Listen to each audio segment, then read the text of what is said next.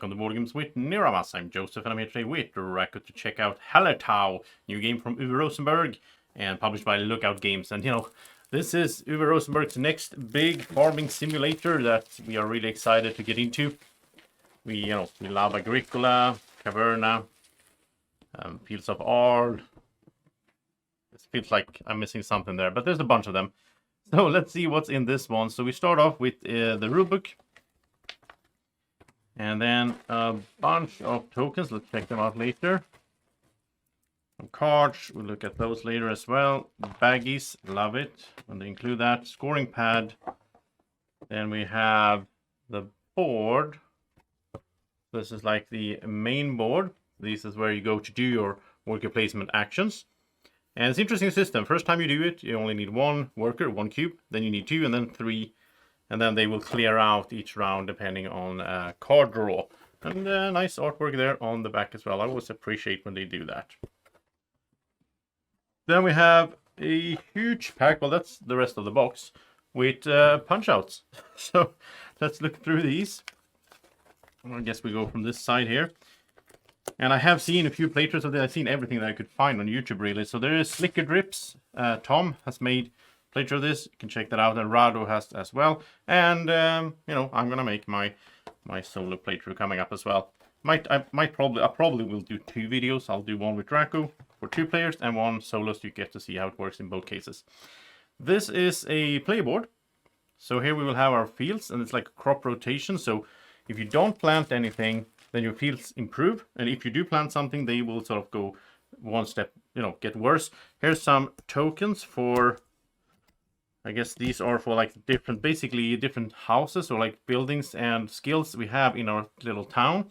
So we will try to increase those.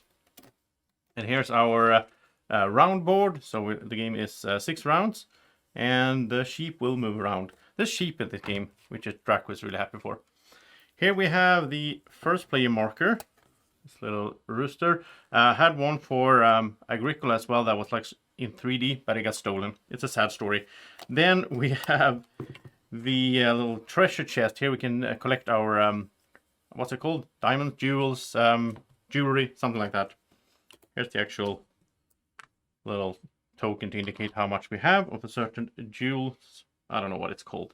We have some fields over here that we will deploy out on our farm. And here is more of the same. So basically, I think there's like 1 per player of this. Because every player needs these little stones that block our progress, player board, different buildings, and this little sort of turn order board where we move the sheep around depending on which round we're in. And the 4th one, yeah, it's a 4-player game. Then here we have, let's see here. Oh, so this is also for each player. So you have this board here, which is basically the village. But you start off with the house. Here comes the house, blocking the village. So you need to improve your house or your village all the way here, so you can see how lovely it all looks at the end. And this is also how you get more and more workers, and you get more and more points. So interesting system here, and you use these. You push these building forwards, and that lets the village improve overall. Then we have a round overview tile. Like it when it's an actual tile. So here we can see all the steps. This game seems to be very structured. In step by step, everyone do something, and then you do the next thing, and so on. Something I like in games, Euro games, and some tool tokens as well. You will need tools in order to remove those blocks of stone. And then there's simply another setup, and for the 3rd player and for the 4th player. So I'll punch this out and sort it in there.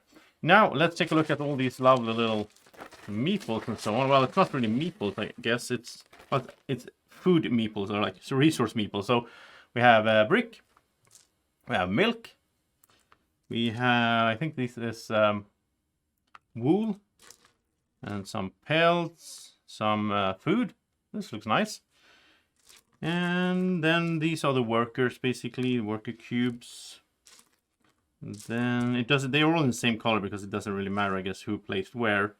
I think that's it in here. And then we have more stuff here. This is the what's it called? Like different crops. And sheep, of course. Of course, there's sheep in the Uwe game. There's no cows, though, but we'll have to do with sheep. We have some barley, some... Oh, I don't remember what all of these things are called. But different kinds of grain and so on. So we can plant this, we can harvest it, and then we can, turn it into developing our little town. Then we have some cards. So here we have a bunch of these, and this is where the game really shines, I think, from what I've seen in playthroughs and so on. It's the whole card play. So I don't know, are these all the same? Yeah.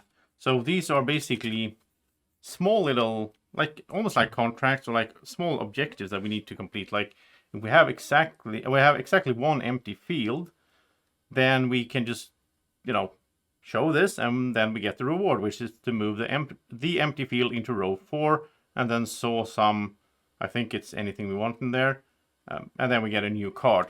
And we keep like trying to complete these cards to get more cards to do more things.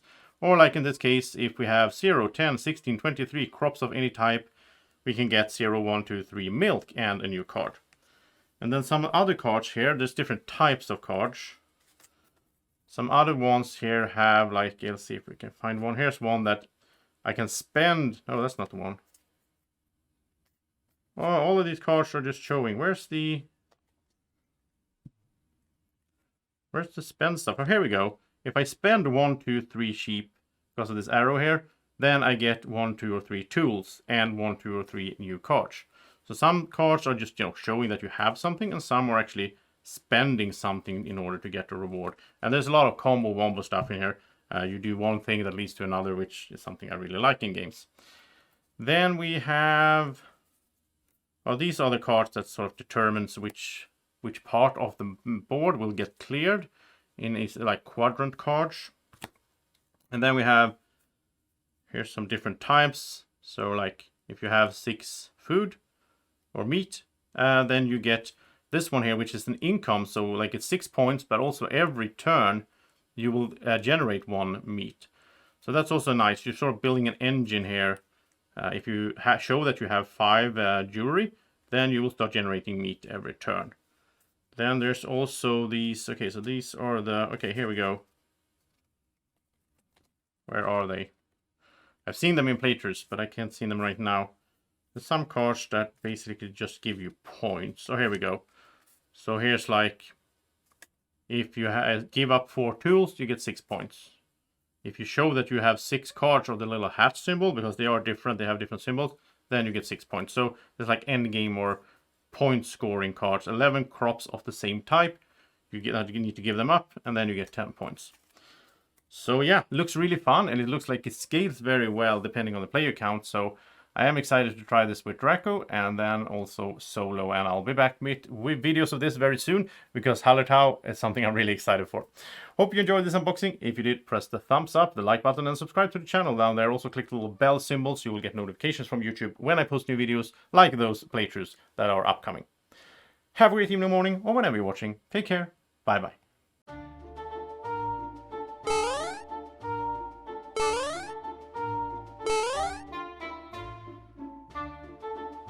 Be like Draco.